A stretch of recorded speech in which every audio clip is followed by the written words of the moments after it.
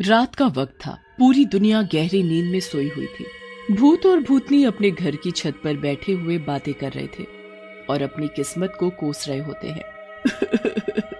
ये भी क्या जिंदगी है, मरने के बाद भी हम मरे हुए नहीं लगते। ऐसा लगता है जैसे अभी भी जिंदा है। हमारा तो बस शरीर मरा है, हम वहीं के वहीं हैं। क्यों, सच बोला ना गुन्नू के पिताजी? काहे का पिता है? ऐसी औलाद होने से तो अच्छा था कि हम बे औलाद रहते। इतनी मन्नतें मांगने पर कितने सालों बाद बेटा हुआ और उसी बेटे ने दौलत के लालच में आकर हमें मार डाला।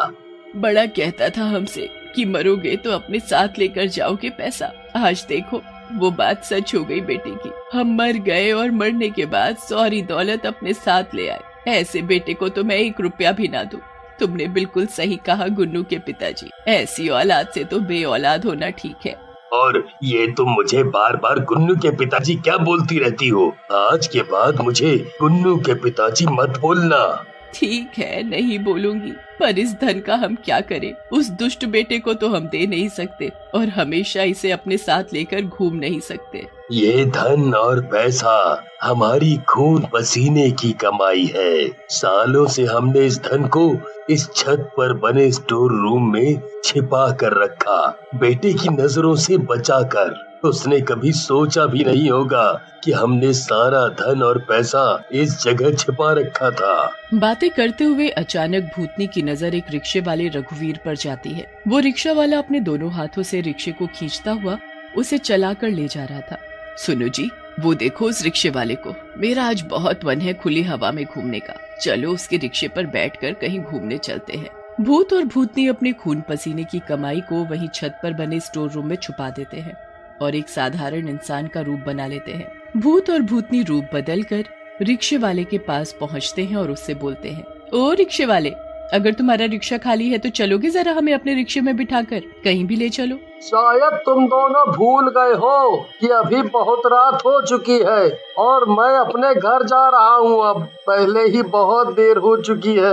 अब क्या रात को भी रिक्शा चलाऊंगा मैं? घर देर से पहुँचा तो पत्नी बहुत सुनाएगी और इतनी रात को कौन घूमता है भाई। जाओ अभी जाओ, कल सुबह घूमना। पहली बार पत्नी ने किसी चीज की फरमाइश की थी। सालों बाद मौका मिला उसकी फरमाइश पूरी करने का, तो आज वो भी नहीं हो पाएगी। शिवनाथ की बात सुनकर रघुवीर को कुछ अजीब लगता है। उसे उन दोनों का उदास मुंह देखकर अच्छा नहीं लगता। अच्छा ठीक है, मैं तुम दोनों को अपने रिक्शे में बैठा लेता हूँ, पर तुम दोनों को इतनी रात गए जाना कहाँ है?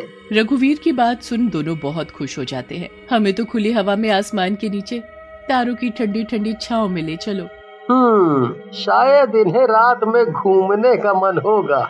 मेरा क्या, कहीं भी ले चलता हूँ। इन्हें तो वैसे भी घूमने से मतलब है। राम प्यारी और शिवनाथ रघुवीर के रिक्शे में बैठकर घूमने निकल जाते हैं। दोनों को घूमते घूमते काफी समय हो जाता है। सुबह भी होने वाली होती है। बस अब नहीं, मैं तुम दोनों को और नहीं बैठा के घुमा सकता अपने रिक्शे में। मैं अब बहुत थक चुका हूँ। मेरे जो पैसे बनते हैं वो मुझे दे दो। तुम्हारे रिक्शे में बैठकर हमें बहुत मजा आया। इतना मजा हमें पहले कभी नहीं आया। पर बेटा, हमारे पास अभी पैसे नहीं है। क्या हम तुम्हें कल दे सकते हैं पैसे? पैसे नहीं है, कोई बात नहीं। अगर तुम्हारे पास पैसे नहीं है, तुमने मुझे बेटा बोला है ना, और मुझे क्या चाहिए। चलता हूँ। इतना बोलकर रघुवीर अपना रिक्शा उठाकर अपने घर की ओर निकल जाता है। हमने उस रिक्शे वाले के साथ अच्छा नहीं किया जी। बेचारे ने हम दोनों को पूरी रात इन सड़कों पर घुमाया, वो भी हाथ से खींचने वाले रिक्शे से। उसके पैरों में छाले तक पड़ गए थे, मैंने देखा। फिर भी वो चुपचाप चला गया, सिर्फ बेटा सुनकर। सच में बहुत ईमानदार आदमी था। कल हम उसकी मेहनत के पैसे उसे जरूर देंगे। वो जरूर इसी रास्ते से ही अपने घर आता जाता होगा, तब दे देंगे। और हाँ, उसने अपने पैरों में चप्पल नहीं पहनी हुई थी, उसके लिए हम एक जोड़ी चप्पल भी लाएंगे। सूरज की किरणें निकलते ही भूत और भूतनी गायब हो जाते हैं। वहाँ शिवनाथ का बेटा गुन्नू बहुत गुस्से में बैठा था। उन्होंने कभी भी मुझे अपना बेटा समझा ही नहीं। मैंने उनकी कितनी सेवा की, फिर भी उन्होंने कभी भी मुझे उस धन के बारे में नहीं बताया। मैंने कितनी बार पूछा उनसे, उन्होंने हमेशा उस बात को टाल दिया। अरे मरने से पहले उस धन के बारे में बता कर नहीं जा सकते थे वो? अगर अपने बहू बेटे को दे जाते सारी धन दौलत तो उनका क्या चला जाता? उनके बेटे का ही भला होता और क्या। मेरा मन कहता है कि वो धन दौलत हमें एक न एक दिन जरूर मिलेगी।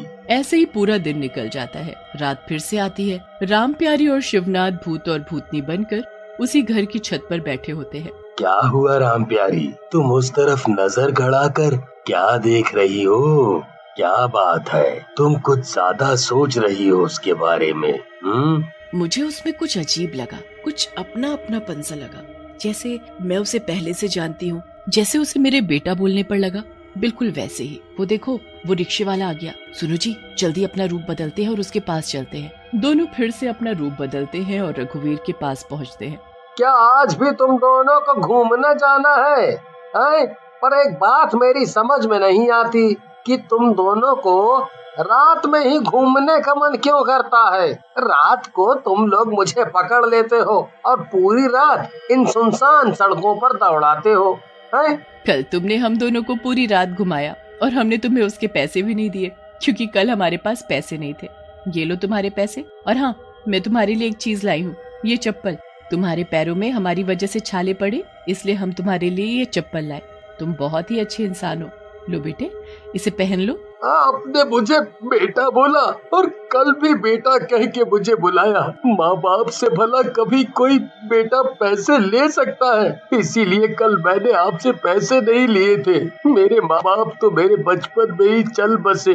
अब तो उनकी सूरत भी ध्यान में नहीं कि कैसे दिखते थे। आपने बेटा बोला तो मुझे आप दोनों में अपने माँ बाप नजर आए। आज मैं बहुत खुश हूँ, बहुत खुश हूँ। आप दोनों जल्दी मेरे रिक्शे में बैठिए। आज मैं आप दोनों को पूरा शहर घुमाऊंगा। हाँ, पूरा शहर। रघुवीर रोज दोनों को अपने रिक्शे में घुमाता। ऐसे ही कई दिन बीत गए। एक रात रघुवीर अपना रिक्शा लेकर नहीं आया तो भूत और भूतनी दोनों बहुत परेशान हो गए कि आखिर रघुवीर आज क्यों नहीं आया। इसलिए दोनों रघुवीर को ढूंढने निकल पड़ते हैं। ढूंढते ढूंढते आखिरकार उन्हें रघुवीर का घर मिल ही जाता है। हे भगवान, ये क्या? ये रिक्शे वाला तो बहुत ही गरीब है। इसकी घर की कितनी बुरी हालत है, और वो उधर खाट पर कौन लेटा है? मुझे लगता है वो शायद इसकी पत्नी है, बीमार है शायद वो। हमें अंदर चलना चाहिए। दोनों रूप बदलकर रघुवीर के घर के अंदर जाते हैं। रघुवीर उन दोनों को देखकर पहले तो बहुत हैरान होता है और फिर जोर जोर से रोने लगता है।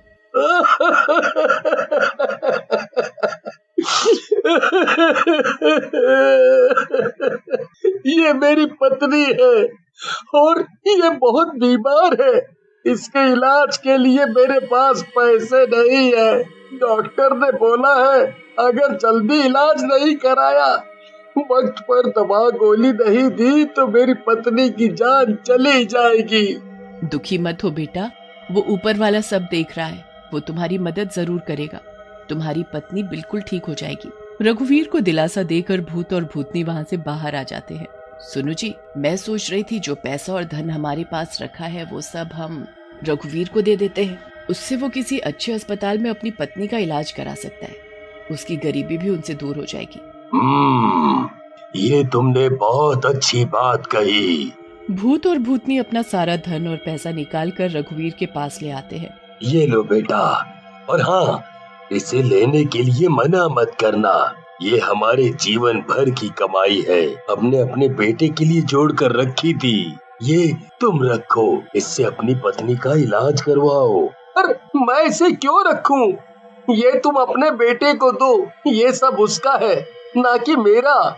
हमारा बेटा हमारा होकर भी हमारा नहीं है। उसने तो हमें जीते जी मार दिया। एक एक रोटी के लिए तरसाया, भूखा रखा, हमेशा घर में बंद रखा, बाहर की रोशनी तक देखने नहीं दी। मतलब क्या? मैं तुम लोगों का मतलब नहीं समझा।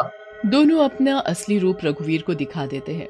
दोनों को भूत और भूतनी के रूप में देखकर रघुवीर हैरान हो जाता है। ज्यादा मत सोचो, इस धन और पैसे को लो और जल्दी से अपनी पत्नी का किसी अच्छे से अस्पताल में ले जाकर इलाज कराओ। रघुवीर अपनी पत्नी को अस्पताल ले जाता है, उसका इलाज कराता है। रघुवीर की पत्नी अब बिल्कुल ठीक हो चुकी थी। फिर रघुवीर भूत और भूतनी को शुक्रिया बोलता है और अपने रिक्शे में बिठाकर दोनों को खूब घुमाता है।